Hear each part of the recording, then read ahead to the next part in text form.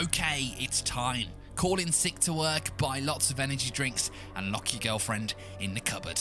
No, don't do the last one. After a long wait, but not as long as Cyberpunk, it's time for the latest installment of Assassin's Creed, and this time, it's time for the Vikings.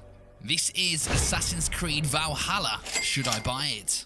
As always, I'll review this game on what we on this channel like to call the 10 pillars of gaming, and we begin with the story. Ubisoft have a fairly strong reputation in this series for telling a good story. Sure, there's a few anomalies along the way, but the combination of historical figures and stories with the deep and complex Assassins versus Templars strand often forms a good narrative. In this game, I had reservations before I began. I knew the game would be cool because it's a Viking game and, well, Vikings are cool.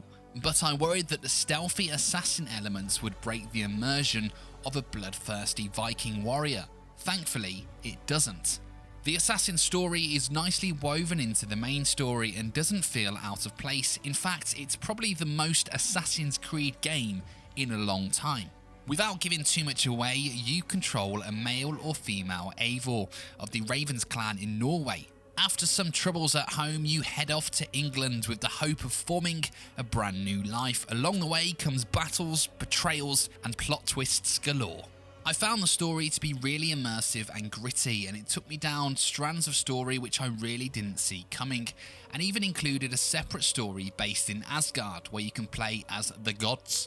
However, it's not a Game of the Year story.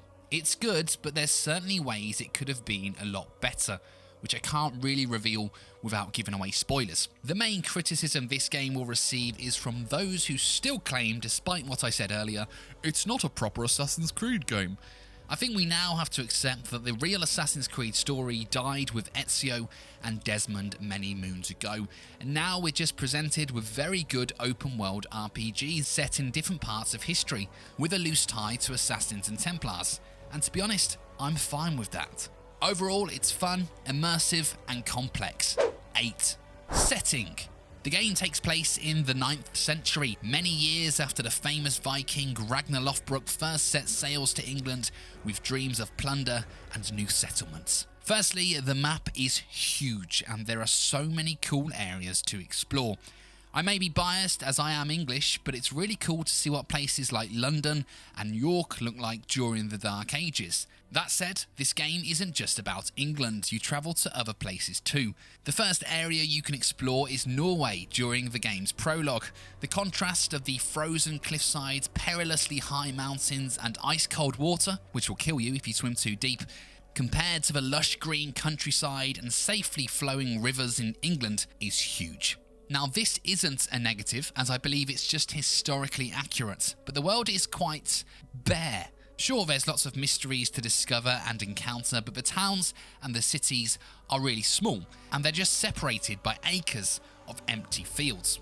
Now, I believe that this is what it was like in the Dark Ages, so it's hard to use that against Ubisoft, but it did make travelling around a little bit dull at times. Compare that to something like Red Dead Redemption 2, which has lots of open country, but populates it with interesting things to discover as you ride. That said, my most preferred mode of travel was to take my longboat along the rivers of England, which feel really peaceful, complete with the option for your crew to sing a song or even tell a story, a new feature which I really loved. It's peaceful up until the moment you stumble across a monastery and slaughter those inside and take their riches. For Odin! The setting scores an 8. Characters. Vikings appear a lot in popular culture, most recently in 2 large TV shows, the History Channel's Vikings and The Last Kingdom by Netflix. And this game is set more in the Last Kingdom timeline and a bit later than Vikings. However, that said, several characters appear from both shows, which is a nice point of familiarity for those who follow Viking lore and fiction. However, Viking history is very loose, with different reports causing conflicting depictions. For example, the game features some of the sons of Ragnar Lothbrok, who heavily feature in the Vikings TV series, but are very different to how they are in the show. For example, Ivar the Boneless is shown in Vikings as a man who doesn't have any bones in his legs and therefore can't walk. But in Valhalla, his nickname comes from his fighting style or his impotency, depending on who you listen to. Across this huge world, you'll meet so many interesting characters, both Viking and Saxon. And every time I explored a new area, I was just really excited to see which cool characters I would find within. The game also follows on from Odyssey in the form of providing romance options too, which adds an extra layer of immersion and, well, fun. As for Eivor, you can choose a male or female protagonist, or if you're undecided, let the computer decide. I ordinarily choose a female character, but for some reason I was drawn towards a male Eivor. I think it was mainly because of the customizable beards. Male Eivor is voiced by Magnus Brunn and carries himself in a really cool and confident way. He's fairly dry in his delivery and provides lots of moments of humour. However, lurking underneath his arrogance is a ferocious side, which doesn't sound too forced. As for female Eivor, I can only go off the feedback from friends, and most have told me she's very good. Voiced by Cecile Stensbill, she also provides some really funny and dry dialogue, but has, however, been criticised for sounding a little bit forced when trying to be tough. Ultimately, both seem pretty good. 9. Gameplay. The Assassin's Creed gameplay has evolved a lot over the years. I remember during the early games where combat was as easy as holding down the parry button and watching Ezio or Altair do the rest. Since then, Ubisoft have moved towards a more traditional RPG hack and slash style to match the series moving towards more of an RPG game. I enjoyed the combat of Odyssey, and I think that this game goes one further. To begin, combat feels a little bit clunky, but I think that was more me learning how to fight like a Viking than Eivor himself. Once you acquire certain skills and decide on the build you want to be, you really do feel like a proper Viking warrior. You'll never tire of launching multiple axes at your opponents, which begs the question, where do they all come from? Because Eivor never goes and picks them up. There's also some pretty brutal finishing animations too, lots of blood.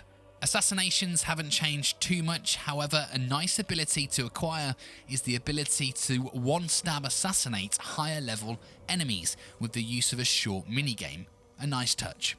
The skill progression tree, in my opinion, hasn't progressed, ironically. It looks impressive when you see how huge it is, but it's simply too big. That's what she said.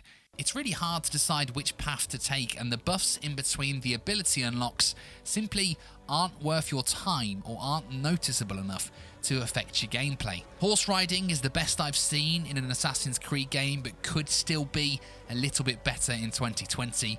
The one element of gameplay which never really changes is the traditional Assassin's Creed parkour, which works the same way as it always has. What I will say is that given the setting of this game naturally boasts a lot less man-made structures and more mountains, especially in Norway, the parkour can feel a little bit unrealistic.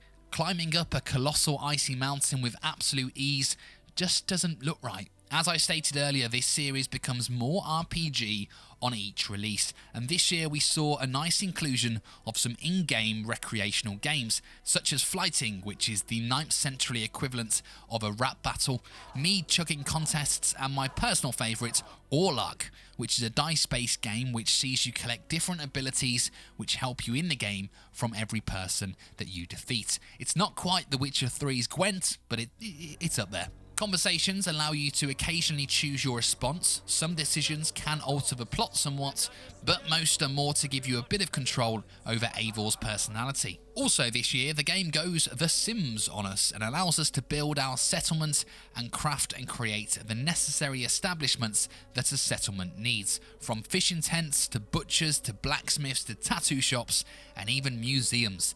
The inclusion of tattoos in a Viking game was absolutely essential. They're free to apply, and you can remove previous ones as you so wish. A step up from Odyssey, but the skill tree holds it back. 8. Visuals. So it's worth noting that I'm very poor and my YouTube channel is nowhere near popular enough for me to get free stuff from Xbox or PlayStation, so this is captured from PS4. Naturally, it's going to look a lot nicer on PS5 or Xbox Series X.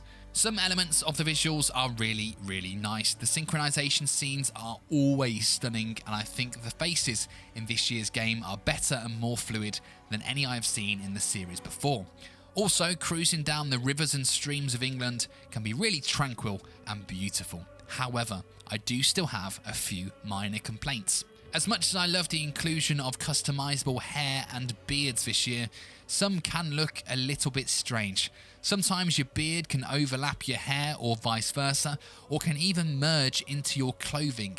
It's not a deal breaker, but I think it's one of those annoying little things that can sometimes break the immersion. The weather system still needs a lot of work. Far too rarely was there a storm, and the snowy effects of Norway just don't quite look right.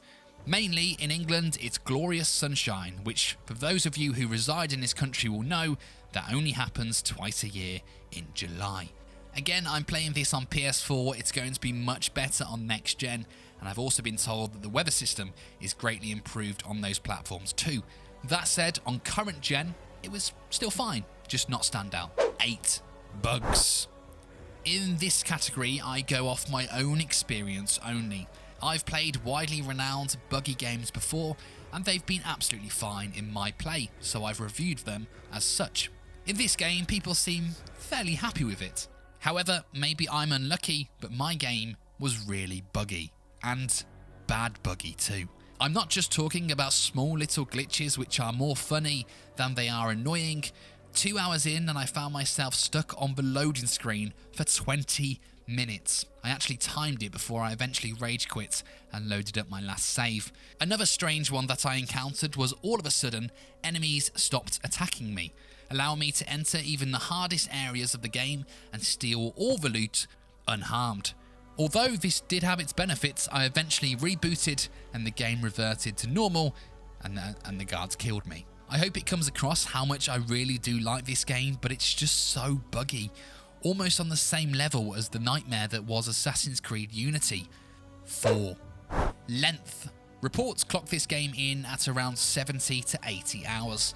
Naturally, that'll be the main story only, and not if you're a collector like me. If you are, then I'd be prepared to put in at least 100 hours, if not more. A good guide might be to consider how long it took you to play Odyssey, and then maybe add 10 hours on top of that. The story didn't feel long, and I was still sad when I reached the end. 8. Fun. In this game, you play as a Viking, so yes, it's bloody fun. The story is engaging, but there's enough things to do should you need a break. Ubisoft have changed how they do their Stranger stroke side quests this year, calling them mysteries and removing them from the quest journal. The reason for this is to make them harder to complete. They don't give you any guidance, and you must listen to what people say in the game for clues. This feels odd at first, but eventually grows on you, and it's very fun. 8. Replayability. Will you play this game again? I'm not sure. It's a big game, and therefore when it's over, you're pretty much ready to put it back on the shelf. I think eventually you'd come back to it in maybe a year's time and become a Viking once again. But I said the same about Odyssey, and because Ubisoft release these games so frequently, there'll probably be a new title out in time to tickle that Assassin's Creed itch. 6. Value. So it's around £50/$65 on all platforms, and if you're buying for PS4 or Xbox One, that does include the option to download the game on Next Gen 2 for no additional cost. I am still very much of the opinion that games are overpriced on release these days. I remember when a brand new game on release day would cost you £25. Them were the days. That said, if you really want this game and you can't wait for a price drop, then I would say go for it. You will enjoy it, and compared to other new games on release, it's one of the good ones. However, given the state of the economy right now due to coronavirus, you might find yourself a little short of cash, and therefore it's perfectly reasonable to wait for a price drop. You're not going to be missing out on anything revolutionary. This isn't a must-play now game. Pick it up when you're ready, and just do your best to avoid spoilers. Who knows, we may well see some sales for this game around February next year, but hey, I'm no seer. 7. And there you have it, our scores according to our 10 pillars of gaming. To be clear, it's a good game, but it does still baffle me that in 2020, Ubisoft's games can still be so buggy. but credit for the story and the characters. I thoroughly enjoyed my time as a Viking. I best now go let my girlfriend out of the cupboard. As a joke. For more videos such as reviews like this and story recaps, please hit subscribe.